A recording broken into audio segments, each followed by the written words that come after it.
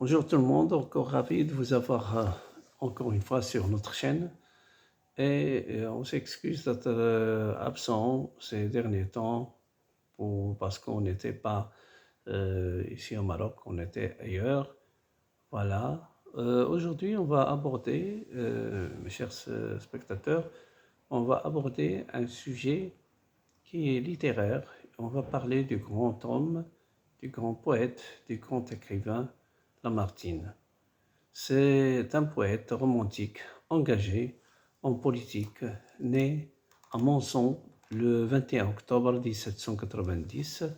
Alphonse Marie-Louis de Prat de Lamartine est issu d'une famille noble, aisée, cultivée.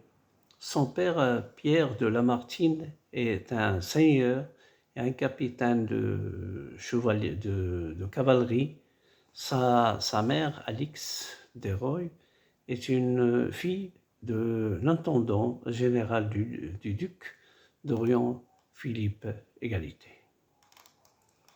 Inspiré par le romantisme et sa foi catholique, mystique et grand lecteur de Chateaubriand, Alphonse de Lamartine trouve dès ses 20 ans les deux passions qui vont animer sa vie, la poésie et la politique. Il écrit en effet des premiers poèmes en 1811 et devient maire du village de son enfance, Milly, près de Monson, l'année suivante.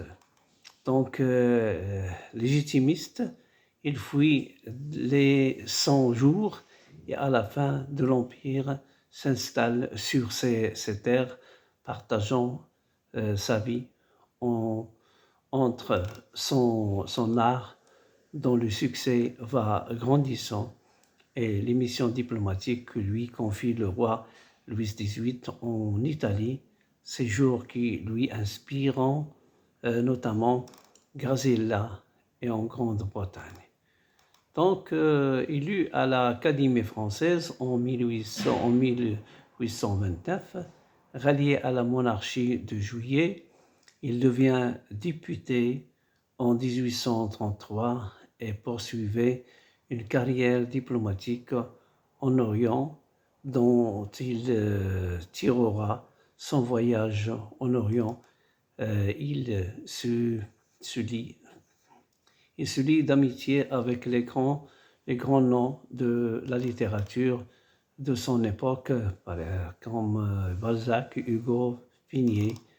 Ses préoccupations sociales l'éloignent peu à peu de Louis-Philippe, notamment depuis l'arrivée au gouvernement comme ministre des Affaires étrangères de François Guizot, véritable chef de file des conservateurs.